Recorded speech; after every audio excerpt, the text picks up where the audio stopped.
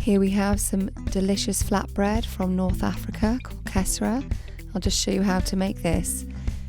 2 cups of medium or fine semolina, 1/4 cup of oil, now this could be sunflower oil or vegetable or olive oil, 1 teaspoon of salt and 3/4 cup of water.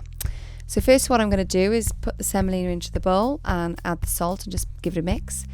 Drizzle in the oil and mix it up again, and you'll see here it's changed colour into a beautiful sort of burnt orange colour.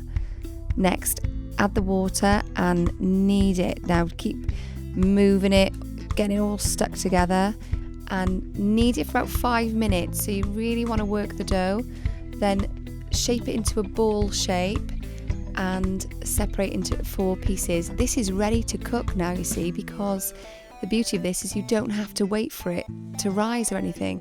If you've got a rolling pin, great, roll it out. If you haven't, you can use your hands if you're camping or away, doesn't matter.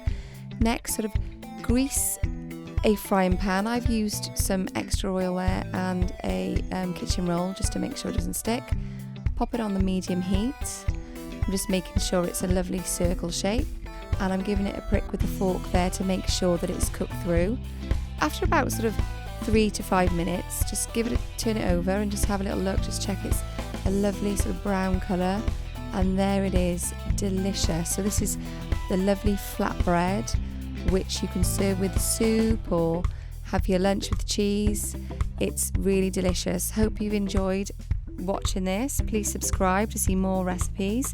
Let us know in the comments below if you had a go making this Kesra flatbread from North Africa.